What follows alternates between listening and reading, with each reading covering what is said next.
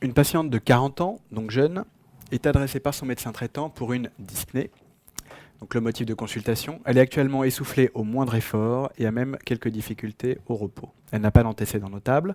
La médecine du travail a mis en évidence il y a quelques semaines des signes élevés de pression artérielle. Elle devait voir un cardiologue, ce qu'elle n'a pas fait. L'examen clinique met en évidence des râles crépitants bilatéraux et symétriques, donc probablement de l'insuffisance cardiaque gauche, une fréquence respiratoire à 20, une polypnée ou une tachypnée, sans cyanose, donc sans signe évident clinique de détresse respiratoire. La saturation en air ambiant est par contre franchement diminuée à 90%, la fréquence cardiaque est rapide à 100 par minute et la pression artérielle est mesurée de façon symétrique à 200 mm de mercure de systolique et 120 mm de mercure de diastolique.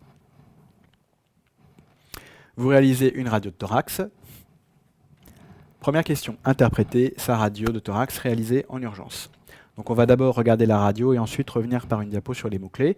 Donc une radio de thorax de face, difficile d'apprécier la silhouette cardiaque qui semble non augmentée si on en croit ses possibles débords.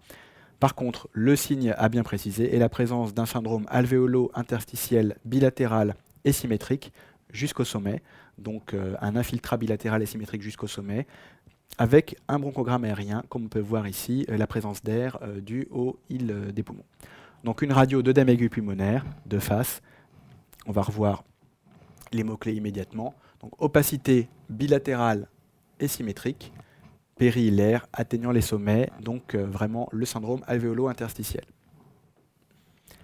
Présence d'un bronchogramme aérien dans le syndrome alvéolo-interstitiel obligatoire à préciser, donc une radio d'œdème aigu pulmonaire d'OAP.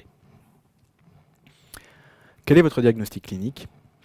Donc un œdème aigu pulmonaire OAP, donc ça c'est le diagnostic clinique. Il faut toujours dire s'il y a un facteur déclenchant. Ici il s'agit d'une crise aiguë hypertensive, puisque la systolique est à 200 mm de mercure et la diastolique à 120 mm de mercure. On aurait presque pu parler d'acheter maligne, on va revoir après pourquoi cela n'en est pas une.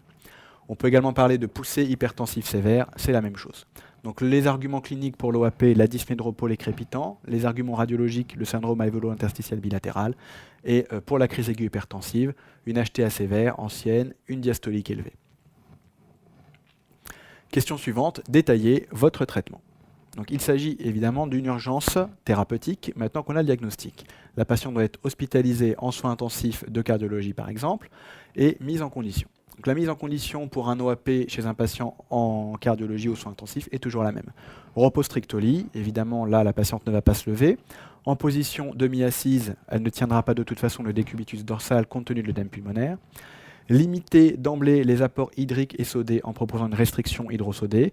La restriction hydrique, pas plus de 500 cc par 24 heures sans sel. La restriction sodée, 0 g de NaCl dans la perfusion, 0 apport de sel extérieur tant qu'elle est en décompensation cardiaque.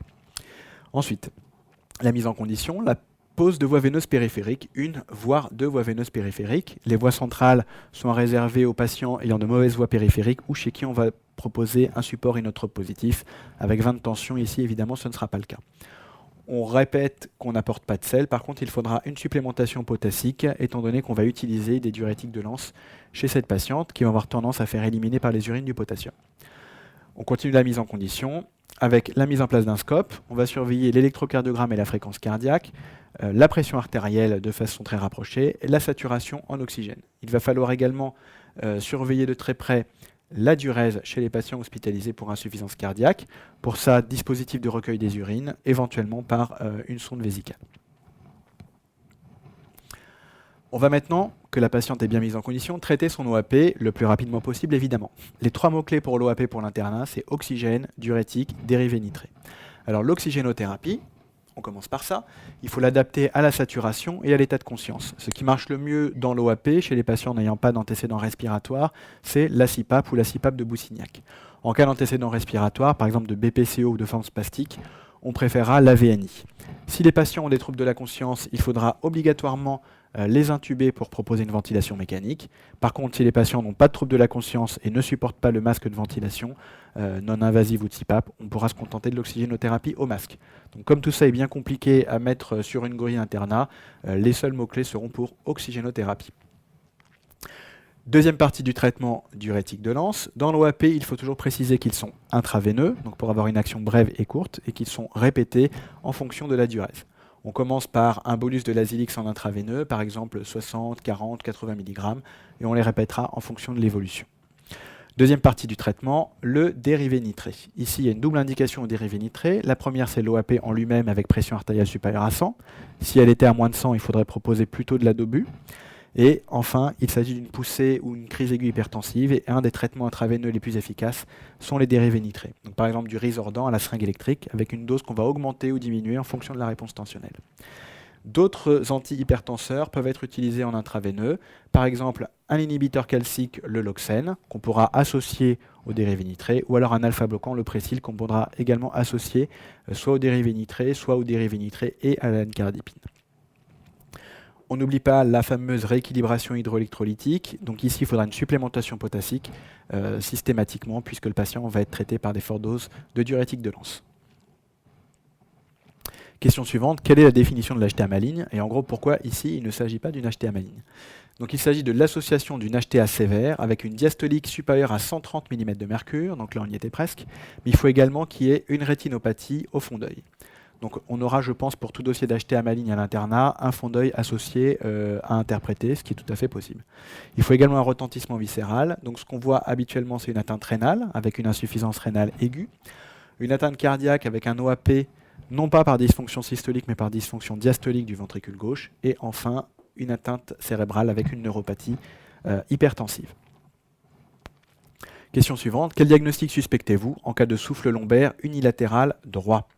Chez cette patiente faisant un OAP sur une poussée hypertensive, n'ayant pas de facteur de risque cardiovasculaire, si on trouve un souffle unilatéral droit, il peut s'agir d'une HTA rénovasculaire, une HTA par sténose unilatérale droite de l'artère rénale, et l'étiologie la plus probable, donc en l'absence de facteur de risque, est la fibrodysplasie. Question suivante, comment confirmer la cause et l'imputabilité en imagerie de cette HTA rénovasculaire? Donc on va commencer par la cause, donc on va essayer de mettre en évidence par des examens d'imagerie la sténose de l'artère rénale. L'examen à demander en première intention est le Doppler artériel rénal bilatéral pour mettre en évidence la sténose. Il permettra également de rechercher certains facteurs pronostiques, comme le pourcentage de sténose, le degré d'accélération du flux. Il va permettre également à visée étiologique de dire s'il s'agit d'une sténose athéromateuse, très peu probable ici, ou une sténose dysplasique, ce qui est plus probable. On va également regarder lors de cette échographie s'il y a une diminution de la taille des reins dans le cadre d'une possible insuffisance rénale secondaire. Autre examen qu'on peut demander pour confirmer uniquement, après avoir fait le Doppler, l'angio-IRM en cas d'insuffisance rénale ou l'angio-TDM, artérielle rénale, en l'absence d'insuffisance rénale. Donc voilà pour les examens à visée diagnostique. On pourrait également parler de l'artériographie qui sera plutôt un examen à visée préthérapeutique, on en reparlera tout à l'heure.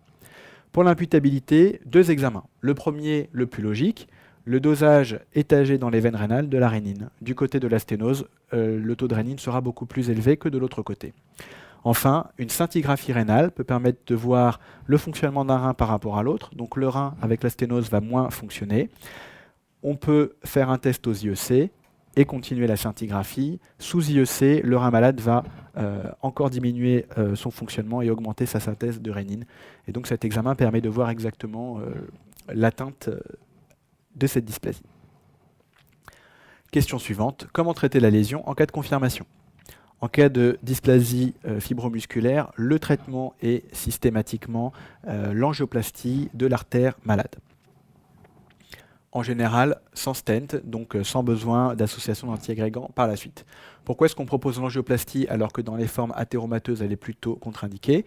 Ici, il n'y a pas de facteur de risque cardiovasculaire, il y a très peu de risques d'avoir des plaques d'athérome qui pourraient se décrocher et provoquer des embolies de cholestérol. Donc finalement, il s'agit d'un traitement toujours efficace quasiment et sans risque d'embolie distal de cholestérol. Alors justement, quel aurait été le traitement en cas de forme athéromateuse? On va commencer par le traitement médicamenteux. Donc on va commencer par parler des médicaments. En cas de rétrécissement athéromateux, ici d'une artère rénale, mais ça pourrait être d'une coronaire, d'une carotide, peu importe, les médicaments à prescrire sont toujours les mêmes. Toujours les antiagrégants plaquettaires, soit l'aspirine, l'aspégique, soit le clopidogrel, le Plavix, en traitement de fond à vie. Une statine systématique avec comme objectif un LDL cholestérol en prévention secondaire à moins de 1 g par litre. Les IEC doivent être prescrits de façon systématique. Ils sont contre-indiqués en cas de sténose bilatérale serrée. Ils risqueraient de provoquer une insuffisance rénale anurique. En cas de sténose unilatérale chez un patient ayant ces deux reins, ils sont au contraire indiqués. Si l'hypertension n'est pas suffisamment contrôlée par les IEC, on associe à d'autres antihypertenseurs en essayant d'éviter les néphrotoxiques. Et on va rechercher et prendre en charge tous les autres facteurs de risque cardiovasculaire. Enfin, au niveau local, pas de traitement médical sur la sténose. Le seul traitement qu'on pourrait proposer serait une revascularisation. On va voir après les indications précises de revascularisation dans ce cas. Justement, quelles sont les indications à l'angioplastie en cas de sténose serrée artérielle rénale athéromateuse? Donc les indications sont rares.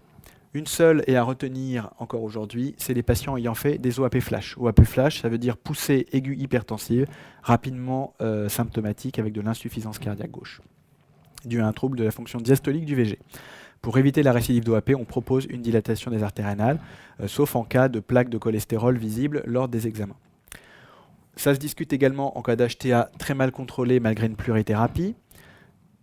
En cas de sténose sur un rein unique fonctionnel pour essayer d'éviter l'insuffisance rénale anurique. Et également en cas d'insuffisance rénale rapidement progressive pour éviter de limiter la progression de cette insuffisance rénale. Dans tous les autres cas, le rapport bénéfice-risque est plutôt en faveur du risque de l'angioplastie. Chez les patients ayant des facteurs de risque, on risque les embolies distales de cholestérol qui peuvent elles-mêmes générer de l'insuffisance rénale terminale, ainsi que des ischémies. Quelques examens d'imagerie pour illustrer ce dossier. Ici, on a une artériographie de l'aorte abdominale et des artères rénales. Donc on voit ici l'aorte abdominale, ici les deux reins qui sont vascularisés par des artères rénales. On peut voir de façon bilatérale et quasiment symétrique des sténoses serrées, ici une sténose ulcérée en coup d'ongle de l'artère rénale droite. Donc chez un patient ici athéromateux, on peut voir ici des plaques d'athérome. Le traitement sera plutôt un traitement médicamenteux de première intention.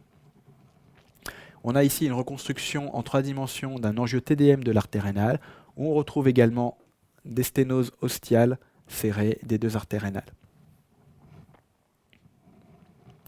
En conclusion, donc un dossier d'hypertension artérielle sévère révélé par un OAP et révélant lui-même comme cause une sténose de l'artère rénale. Il faut bien retenir les deux causes, athéromateuse chez les patients ayant des facteurs de risque, traitement médicamenteux et exceptionnellement l'angioplastie, avec comme complication redoutée l'embolie de cholestérol, et l'échose fibrodysplasique, dont le traitement est par contre toujours l'angioplastie, et l'absence de nécessité de prise en charge d'éventuels facteurs de risque, sauf si bien sûr ils étaient présents.